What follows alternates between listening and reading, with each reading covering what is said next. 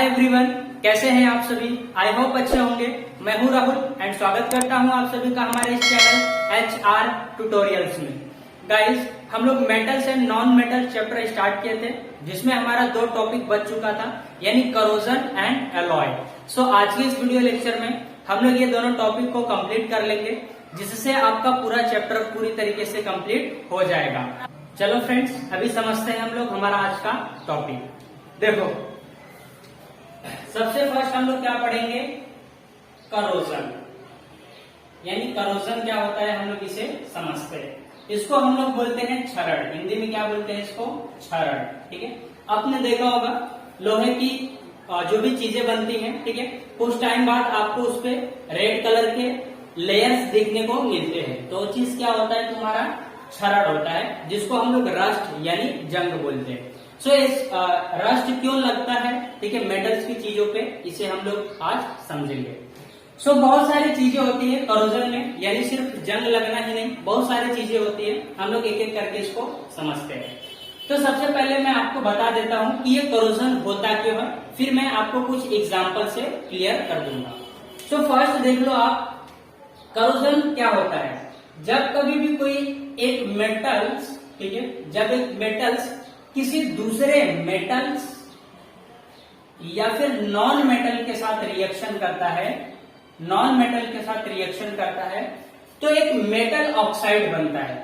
समझ में आ रहा है, क्या बनता है, एक मेटल्स ऑक्साइड बनता है। इसी को हम लोग क्या बोलते हैं, या फिर वो रस्ट के फॉर्म में होगा, ठीक है, और भी बहुत सारी चीजें हैं। तो मेटल्स को किस में कन्वर्ट कर देता है, मेटल ऑक्साइड में कन्वर्ट कर देता है। अब वो चीज तुम्हारा मेटल्स भी हो सकता है और नॉन मेटल्स भी हो सकता है, ठीक है। तो चलो हम लोग एक एग्जाम्पल से समझते हैं। जैसे क्या, एक एग्जाम्पल लो आप, जैसे आयरन यानी लोहा, ठीक है। आपने देखा होगा आयरन जब कभी थोड़ा लंबे समय के बाद, ठीक है, ये तुम्हारा आयरन ऑक्सीजन के जब संपर्क में आता है, तो इस पे कुछ दिनों बाद आपको इस पे रेड कलर का एक लेयर दिखाई देता है, ठीक है, लेयर। और ये लेयर क्या होता है, तुम्हारा रस्ट होता है, यानी जंग होता है।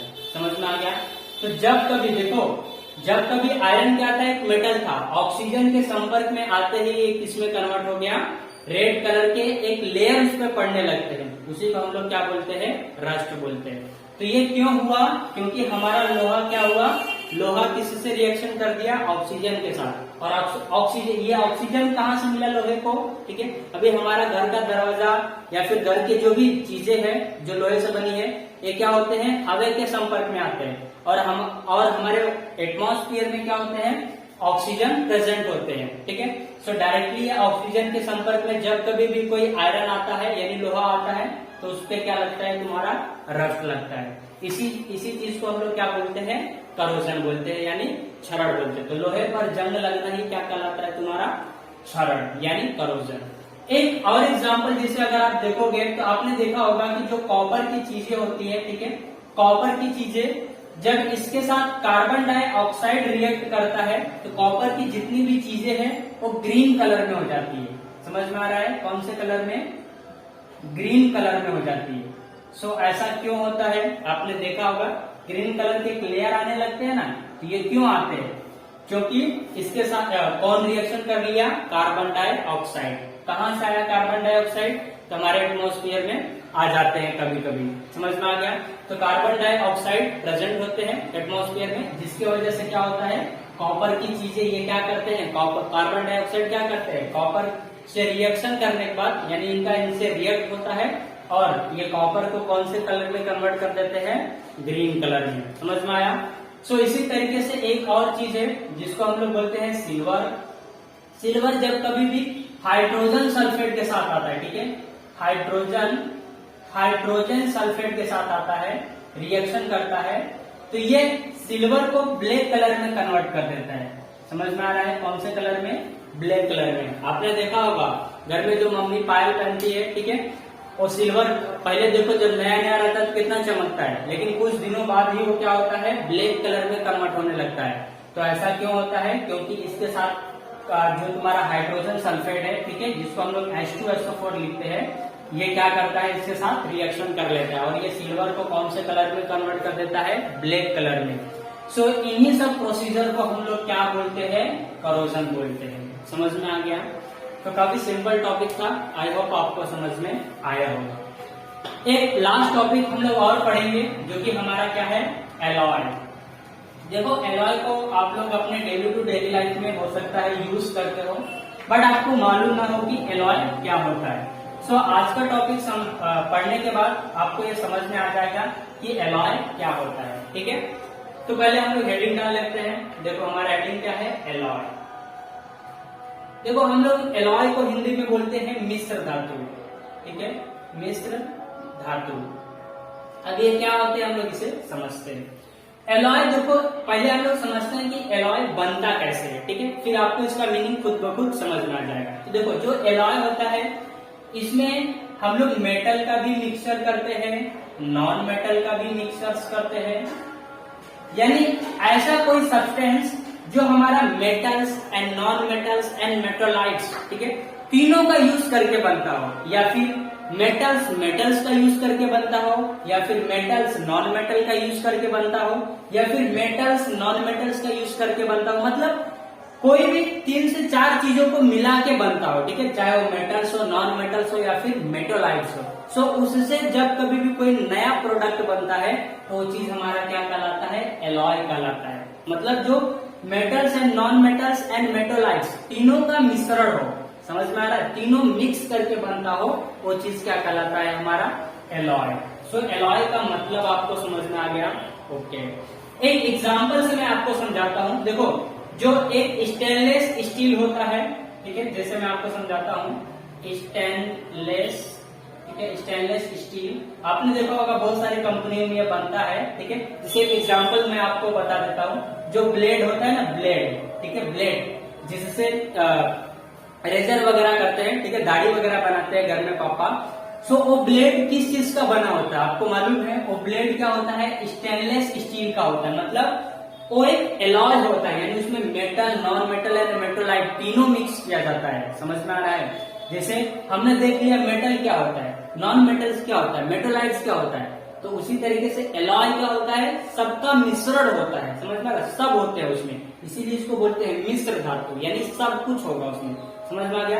तो ऐसे बहुत सारे हम लोग मेटल्स एंड नॉन मेटल्स को मिलाकर बहुत सारे स्टेनलेस स्टील बनाते हैं, बहुत सारी कंपनियां ये सब चीजें बनाती है। समझ में आया? और इसमें जो तुम्हारा रस्ट का प्रोसीजर होता है, यानी जंग लगने का, ये बहुत ही कम चांसेस होता है। समझ में आ रहा है? यानी इसके जंग वगैरह बहुत कम लगते हैं। ऐसे बहुत सारी चीजें बिकती है दुकानों पे जो कि स्टेनलेस स्टील की होती है। समझ में आ गया आपको कॉन्सेप्ट? तो एलॉय का मतलब क्लियर हो गया? ओके, कोई डाउट? ओके, सो इसी में जैसे एक एग्जांपल आपके बुक में बता के रखा है, जिसे आप देखोगे, कॉपर है, ठीक है, जैसे आप एग्जांपल देख लो, आपको एक मिश्र धातु बताया है, यानी एक एलॉय बना है। ठीक है, आयरन को मिलाया है, आयरन को, आयरन, कार्बन, और क्या है, क्रोमियम, ठीक है, क्रोमियम, और एक चीज है आपका निकेल। ठीक है, देखो आयरन, कॉपर, आयरन, कार्बन और निकेल, इन सब चीजों को मिलाकर एक सब्सटेंस तैयार होता है। ठीक है, जिसको हम लोग क्या बोलते हैं, एलॉय बोलते हैं। जैसे देख लो आप, आयरन आपको मालूम है लोहा क्या होता है, एक प्रकार का मेटल। कार्बन क्या होता है, एक प्रकार का नॉन मेटल। तो देखो मेटल भी है और नॉन मेटल्स भी है। समझ में आ गया आपको?